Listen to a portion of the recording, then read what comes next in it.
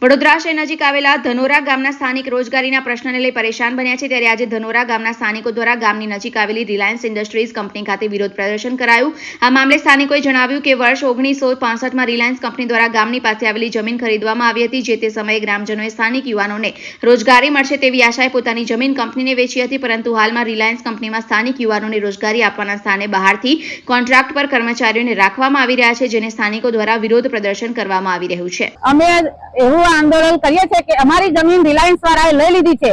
અમારા છોકરાઓ 70 થી 80 છોકરાઓ અમારા ગામના બિચારા રખડે છે, કોઈને રોજગારી તો મળતી નહીં। અમે રોજગારી માટે અહીંયા આગળ આજે આ હડતાલ પાડી છે, તો અમારા છોકરાને નોકરી જરૂર અહીંયા આગળ લેવા જ પડે એમ।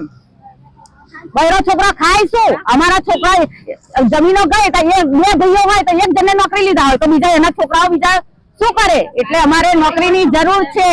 બહારથી કોન્ટ્રાક્ટરો આવે છે, એ ઘડી નોકરી કરે છે, અમે પ્રોડક્શન અમે વેચીએ છીએ અને રાતે ઊંઘ બી નહીં આવતી પ્રોડક્શન ને લીધે। ગેસ ગંધાય, પ્રોડક્શન કેટલું ગંધાય છે અમને, તો છતાંય અમને નોકરી તો મળતી નહીં।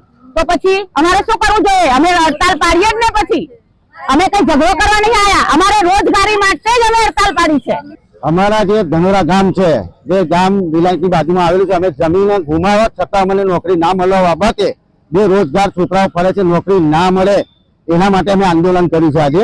અને પ્લસ એવું કહેવા માંગુ છું કે અહીંયા આગળ જે કોન્ટ્રાક્ટરો છે એ 20 કિલોમીટરના બહારના છોકરાઓ લે છે, દરેક કોન્ટ્રાક્ટર લગભગ 80 છોકરાઓ લઈને આવે છે, તો અમારા નજીકના છોકરાઓ નોકરી કરશે કે કઈ જશે?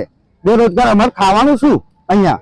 જો છોકરાઓને સ્થાયી નોકરી ના મળતી હોય તો અહીંથી ક્યાં જશે અમારા છોકરાઓ? અમારી જોડે જમીન નથી, કશું જ નથી, જમીન તો અમારી બધી રિલાયન્સમાં છે, તો અમારા અહીંના છોકરાઓને તો નોકરી મળવી જોઈએ ને। અમારે આ પ્રશ્ન કેવો છે અહીંયા આગળ, એના માટે અમે આ સ્ટ્રાઇક પાડી છે। ખરેખર સ્થાનિક લોકોને રોજગારીનો ખૂબ મોટો પ્રશ્ન હતો, એટલે અહીંયા ધનોરા અને રામપુરા અનગઢના લોકો અહીંયા એકત્રિત થઈને રોજગારી માટેના પ્રશ્ન માટે થઈને આઈપીસીએલ ગેટની સામે ધરણા ઉપર બેઠા હતા।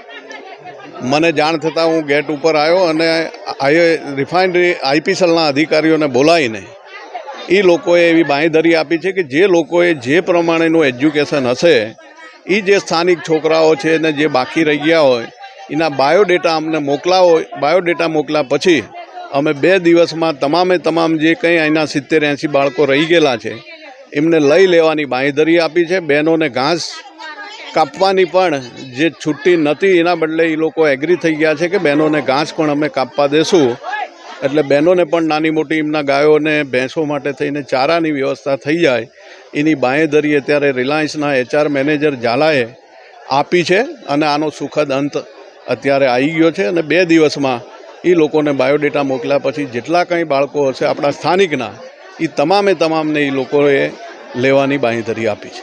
એટલા માટે થઈને જ આજે ધરણાનો કાર્યક્રમ રાખેલો હતો અને એની અંદર તમામ રીતે સહયોગ આપવાનું આઈપીસીએલના અધિકારીઓએ કીધું છે, એટલે હાલ પૂરતા ધરણા મોકૂફ રાખ્યા છે।